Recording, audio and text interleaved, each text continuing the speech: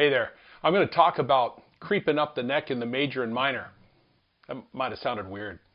Okay, so here's what I'm going to do. The thing that's most important is that you know the 5 positions. I'm only going to do one little technique today. I'm going to do the pentatonic positions. So there's 5 pentatonic scales. Now if you don't know those scales, I really encourage you to learn those. There's a link at hessguitar.com under resources, and it's the scales, and you can go there and you can download the 5 pentatonic shapes. I'm going to show you real quick. Here we know the first position, or the minor pentatonic right here. I'm going to be playing in G. Okay, that's the pentatonic, the little altered scale that I do with the pentatonic, or the blues scale. I have this note, the blue note here. Blue note there, right? Okay. Okay. Now, the next position is the major pentatonic. So I'm going to go up here to B flat. Now, when we're playing the blues, you got to understand, you can play, what makes it the blues is that you're playing the minor pentatonics, or the minor scale, over the key. So I'm going to, it's a G major, if I'm doing a, like, something like that, there's no third. So I can do major or minor, it sounds okay. Now, if I played something like this, that's really major, you can make it work, but when you have this little shuffle thing without the third, it's really easy to do that. So, okay. The minor pentatonic, we have that here on the 3rd position. Now I'm going to go up here, to the 6th fret and play the major pentatonic.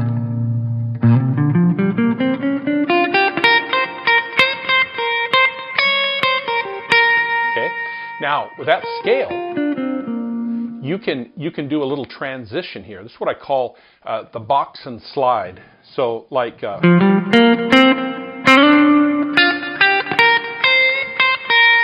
And then I have a rooftop. Here's the walls. Here's the roof right here. Slide down.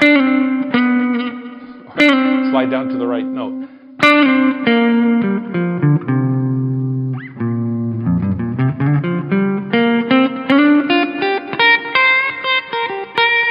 Okay. Now there's another position from here. Now, I have a technique, I call it modal tonics, because it helps me to think of the mode and then play the pentatonic that corresponds with that. Now, we're only talking about 5 scales, okay? Now, so we have the minor. Now, I go up here to the major, the B flat. Now, I go up here to the Dorian, okay? This is for B flat major, C Dorian. But I'm going to play the pentatonic. That's why I call it modal tonic, okay? So, okay, right here. Now go up here to the Phrygian scale. I didn't name these. Okay.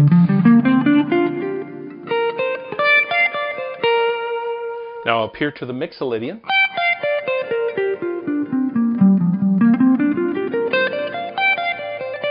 Now, if you can work on those 5 scales, I'm going to show you a little technique that helped me to learn. Now what I'm going to do, I'm going to just stay in the minor pentatonic, and I'm just going to noodle, okay? I'm going to try to find something that kind of fits. Then I'm going to go up to each position and I'm going to noodle around. What I'm doing is I'm learning some licks, I'm finding out what works and what doesn't work, okay? Let me just demonstrate.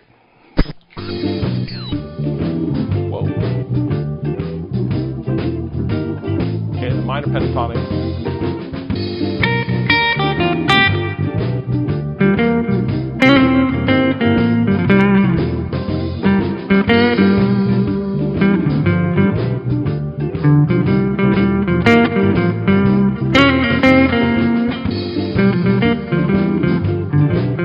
Go to the major. What we're going to do, I'm going to slide up to it, to the box.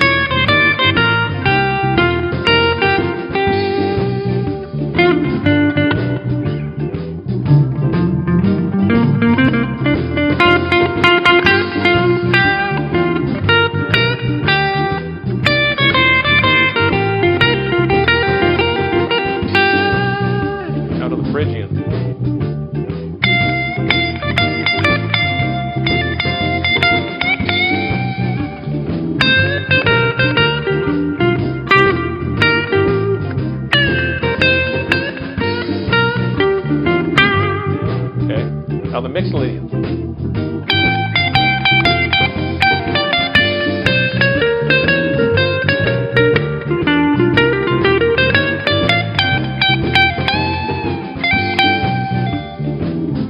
Up here to the minor again.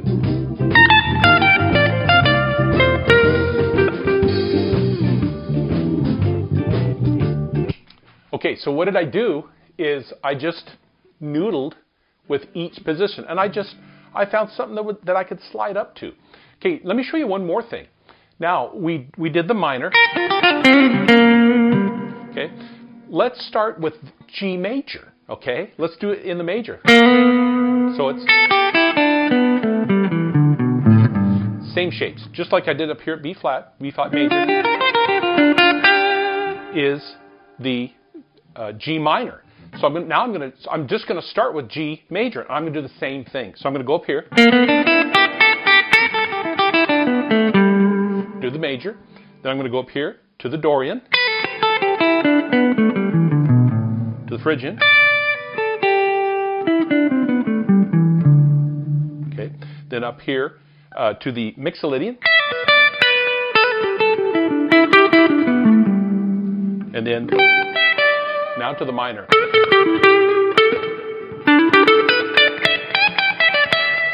Okay, so let me noodle with that just a little bit. Wow. Echo.